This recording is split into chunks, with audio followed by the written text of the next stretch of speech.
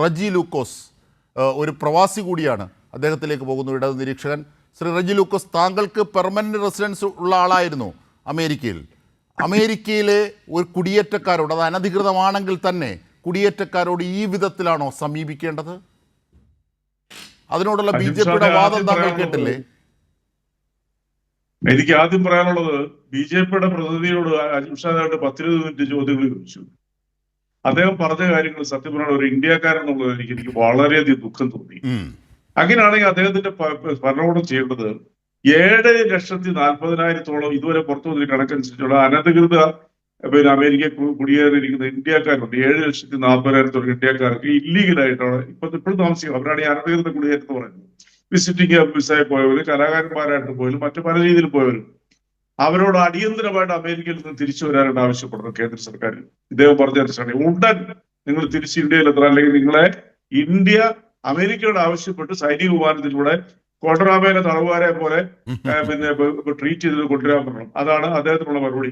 അത്യാവശ്യമൊക്കെ പഠിച്ചിട്ട് കാര്യങ്ങൾ തന്നെയല്ല, ആ മനുഷ്യൻ സംസാരിക്കുന്ന ഈ ഇന്ത്യക്കകത്തെ കേരളം എന്നുള്ള സംസ്ഥാനത്ത് ഇരുന്നുകൊണ്ടാണ് ഈ കാര്യങ്ങളെല്ലാം, ഈ ദേശവിരുദ്ധ പ്രവർത്തനങ്ങൾ ഇന്ത്യൻ പൗരന്മാരോട്, തന്റെ സ്വന്തം രാജ്യത്തെ പൗരന്മാരോട് 1% പോലും കൂറ് കാണിക്കാത്ത ഈ വർഗം ദേശസ്നേഹം എന്നുള്ള വാക്ക് പറയാൻ. ഞാൻ അമേരിക്കയിൽ വർഷങ്ങളോളം ജീവിച്ചതാണ്. അമേരിക്കയിൽ ഡീപോർട്ട് എന്ന് പറയുന്നത് ആദ്യമല്ല, 2009 അല്ല സുഹൃത്തെ. അമേരിക്ക എന്ന് പറഞ്ഞ രാജ്യത്ത് അവരുടെ ഇല്ലീഗലായിട്ട് അവർക്ക് അവർ ആ രാജ്യത്തിൽ ശല്യം ഉണ്ടാക്കുക, കേസിലൊക്കെ അകപ്പെടുന്നവരെ അവര് നേരത്തെ ഡീപ്പോർട്ട് ചെയ്യും. പക്ഷെ അവരെ കൈക്കും കാലിക്കും ചങ്ങല വെച്ചോണ്ടല്ലോ, അവര് 2 ദിവസം ജയിലിലിടും. എന്നിട്ട് അവര് ടിക്കറ്റ് എടുത്ത് ഏതെങ്കിലും ഒരു ഫ്ലൈറ്റ് കയറ്റി വിടും. ഇതാണ് പതിവ്. ഇത് ലോകത്തിലെല്ലായിടത്തും അവിടെ എങ്ങനെയാ.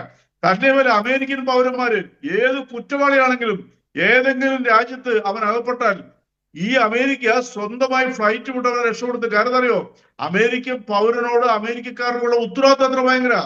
നിങ്ങൾ ഈ കേന്ദ്രം ഭരിക്കുന്ന ഈ മോദി സർക്കാരിന് ഇന്ത്യൻ പൗരന്മാരുടെ എന്തൊരു ഉത്തരവാദിത്തമുണ്ട്. ഞാൻ ഉദാഹരണം പറയാം.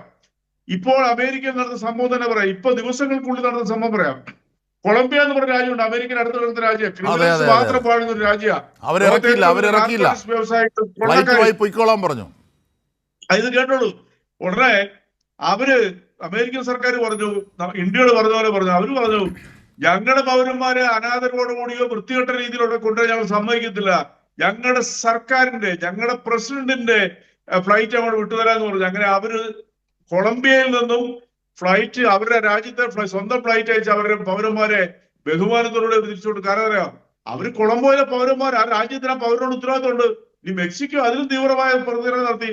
മെക്സിക്കോയിലേക്ക് ഇതുപോലെ ഭീഷണി. മെക്സിക്കോ പറഞ്ഞ എന്താ, ഞങ്ങളുടെ പൗരന്മാരെ അനാദരവോടുകൂടി നിങ്ങൾ ഫ്ലൈറ്റ് കൊണ്ടുവന്നാൽ ആ ഫ്ലൈറ്റ് ഞങ്ങളുടെ വ്യോമാതിർത്തിക്കുള്ളിൽ കയറാൻ അനുവദിക്കില്ലെന്ന് പറഞ്ഞു. നാണം കെട്ട അമേരിക്ക അവരുടെ ഫ്ലൈറ്റ് കൊണ്ടുവന്ന് തിരിച്ചേ കയറ്റി വിട്ടു. പക്ഷെ ഇന്ത്യ എന്താ, നമ്മുടെ ഇപ്പോഴത്തെ, അതായത് ഈ കഴിഞ്ഞ 5-5.5 വർഷമായിട്ട് അന്നത്തെ സ്ഥലത്തിൽ ഇന്ത്യയെ നാണം കെടുത്തതിൽ മുൻകൈ നിന്ന, അല്ലെ കഴിവില്ലാതെ തെളിയിച്ചിട്ടുള്ള രാഷ്ട്രീയക്കാരനല്ലാത്ത ഇന്ത്യയുടെ ഇപ്പോഴത്തെ വിദേശകാര്യമന്ത്രി അവിടെ ഡൊണാൾഡ് ട്രംപിന് സത്യപ്രതിജ്ഞയ്ക്ക് അവിടെ ചെന്നു. അന്ന് അവര് ഇദ്ദേഹത്തിനോട് പറഞ്ഞു, 18,000 ഇന്ത്യക്കാരെ ഞങ്ങളോട് ഡീപ്പോർട്ട് ചെയ്യും രേഖകളില്ലാതെ. അദ്ദേഹം പറഞ്ഞു, വിട്ടോളാൻ പറഞ്ഞു, ഒരു കുഴപ്പമില്ല, ഞങ്ങൾ സ്വാഗതം ചെയ്യുമെന്ന് പറഞ്ഞു. അങ്ങനെ മുന്നറിയിപ്പ് കൊടുത്തിട്ടാണ് ഈ ഇന്ത്യയെ 3 തവണ വിളിച്ച് അറിയിച്ചതിന് ശേഷമാണ് ഇന്ത്യ അനങ്ങിയില്ല. മറ്റു രാജ്യങ്ങൾ ചെയ്യുന്ന പോലെ പൗരന്മാരെ, ഈ രാജ്യത്തെ പൗരന്മാരെ അവിടുന്ന് കയറ്റി അയക്കാനായിട്ടോ അല്ലെങ്കിൽ അവിടെ കൊണ്ടുപോയി അവിടെ ഒരു ഫ്ലൈറ്റ് വിട്ട് അവരെ ഇവാക്യുവേറ്റ് ചെയ്യാനായിട്ട് സന്മനസ് കാണിക്കാത്ത ലോകത്തെ 3ാമത്തെ 4ാമത്തെ ശക്തിയാണെന്ന് ഇവർ വീമ്പിടുന്നുണ്ട്. അങ്ങനെ ഒരു രാജ്യം ഇന്ത്യ മാത്രമേ ഉള്ളൂ. ദരിദ്ര രാജ്യങ്ങൾ പോലും പൗരന്മാരോട് നീതി കാണിക്കും.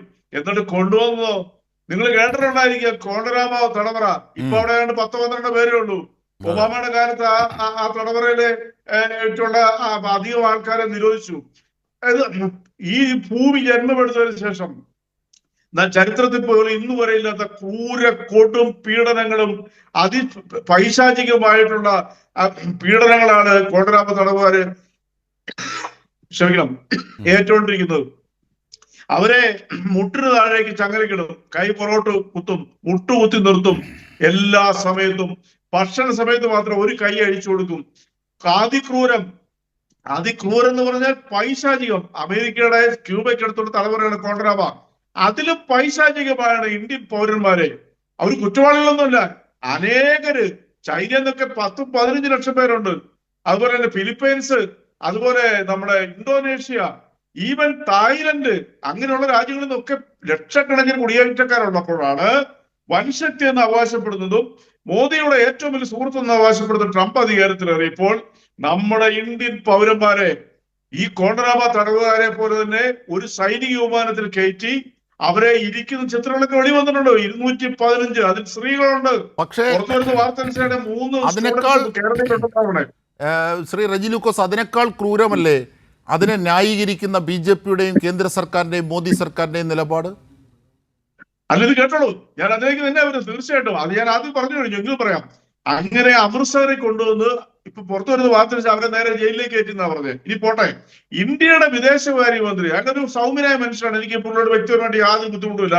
കാരണം വളരെ മാന്യനായ ഒരു ജെന്റിൽമാൻ ആണ്. ഒരു സോഫിസ്റ്റിക്കേറ്റഡ് ഒരു റിട്ടയർഡ് IFS ഉദ്യോഗസ്ഥരാണ്.